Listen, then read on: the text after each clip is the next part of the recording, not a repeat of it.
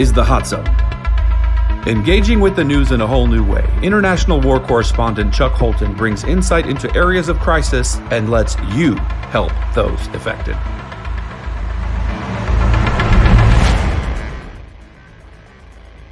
The way that we developed in Afghanistan, we started out, okay, we're going to kill the Taliban. We're going to keep killing the Taliban. And then we kind of realized we're not really going to kill our way out of this. So then we said, well, we're going to develop the country, and we're going to have provisional reconstruction teams all over the place, and we're going to spend $1 billion a week, and we're going to build up their infrastructure. And then we found out that maybe 15% of that money was going to support the Taliban, because they would come in and siphon off money that was meant for building roads. And so, we realized, well, you can't win a war if you're paying for both sides here. So let's shift our focus to education, and let's start this massive plan to teach literacy to the Afghan troops. And then it turned out, I did some of the early reporting on this, the only thing that we were allowed to teach them to read was their own Quran and Hadith. So after that sort of led to this big green on blue problem, where the Afghans started reading their own scriptures and going, oh, I'm supposed to be killing these infidels. And so they turned their guns on us. And then we pulled back into an advise and assist role, where we're going to push the Afghans out. We're going to let them do the jobs that we've been doing, and we're just going to be here to advise them and provide them with intelligence and that sort of thing. That's where I said, we're losing this thing. And we're losing it because we're not losing a lot of U.S. troops anymore, because the troops aren't leaving the base. But the Afghans are losing 40 or 50 guys a week. Yeah. And I mean, they're just getting crushed. And the minute we leave, we're going to see the Afghan military just fall apart, just melt away. Anybody who did any work with the Afghan government is going to be looking for a way out into Dubai or Qatar or somewhere else.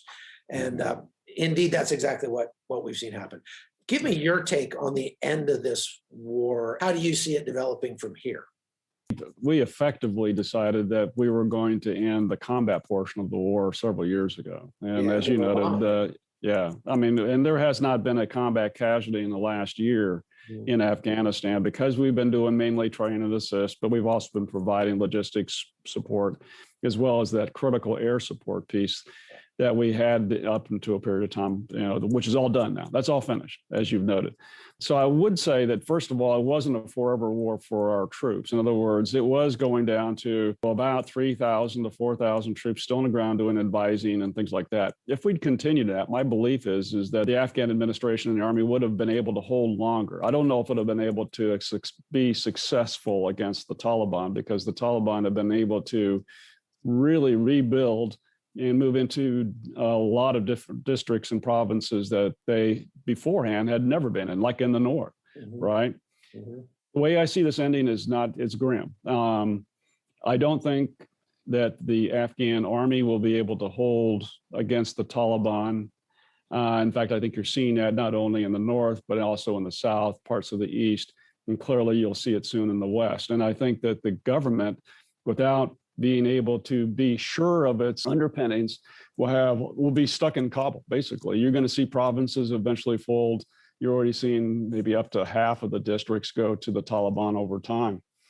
What does that mean on the ground? That means that you're going to see the militias that have no interest in the Taliban regaining control are going to come right back on out, and will be fighting initially the Taliban. They may end up fighting others as well, including themselves, which is the Afghans have got a history of a civil military conflict inside. It's kind of their national sport, really.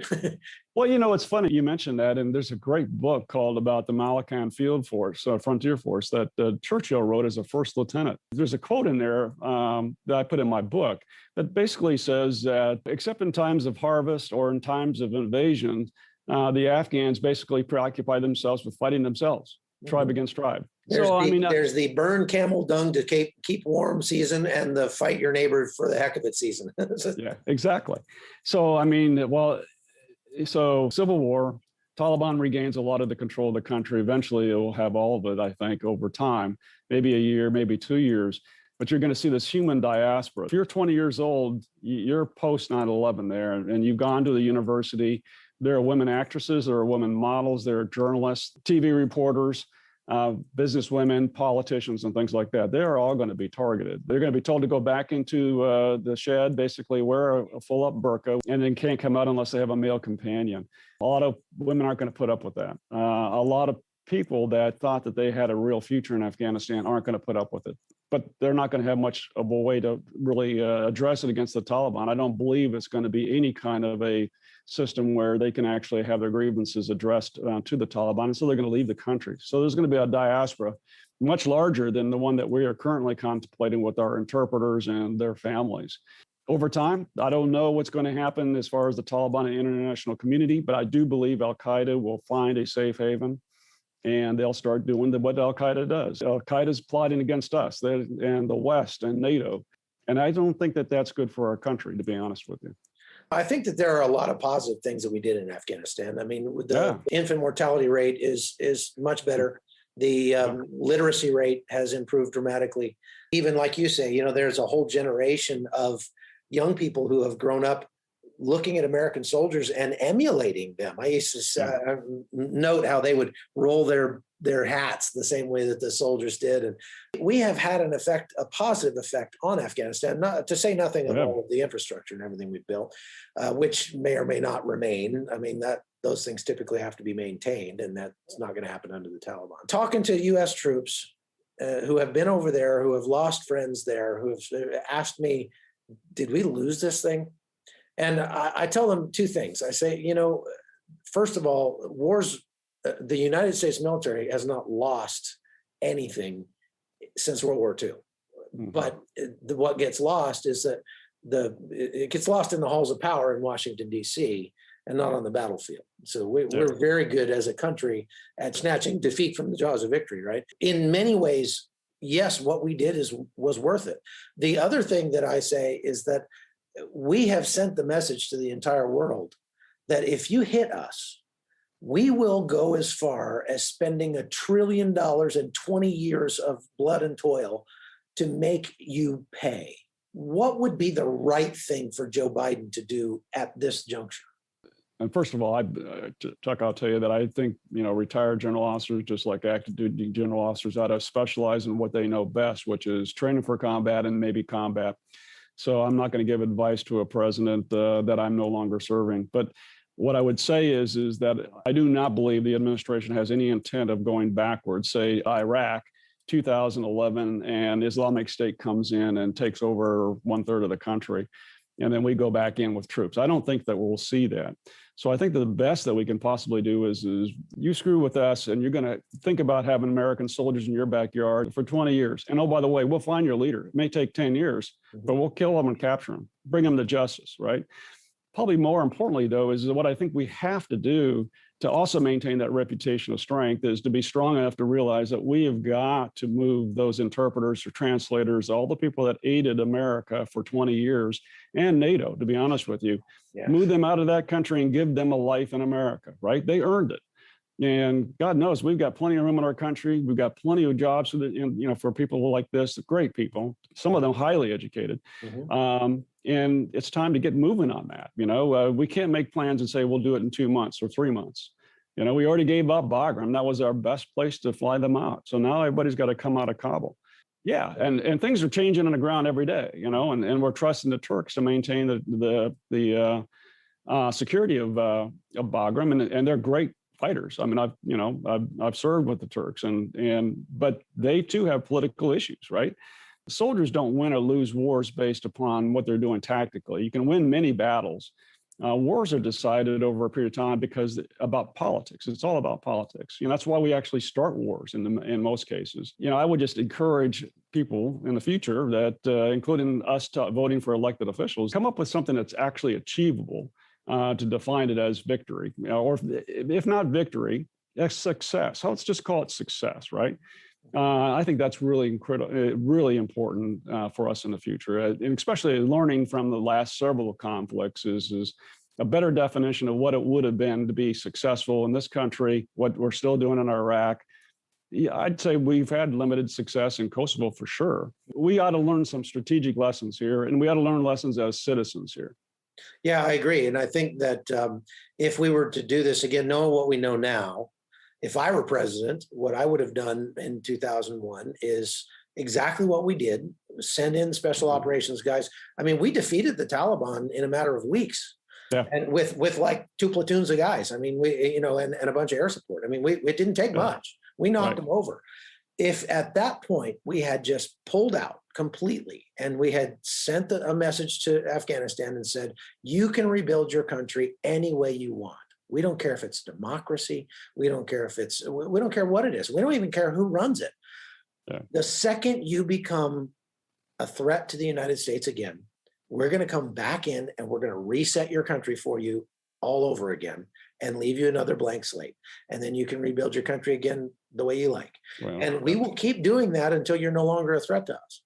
And that way we don't have to spend trillions of dollars. We don't have to lose thousands of American troops.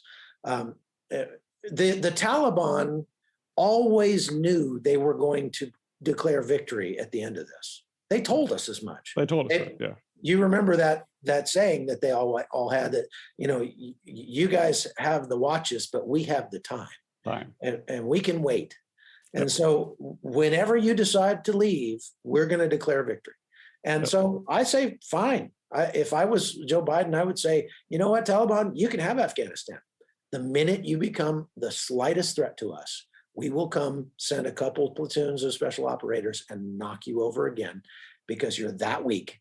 And then we'll let you rebuild it again. You keep trying until you get it right. And I think that would be a lot more palatable to the U.S. public. But also, I think that having seen so many times where now we have,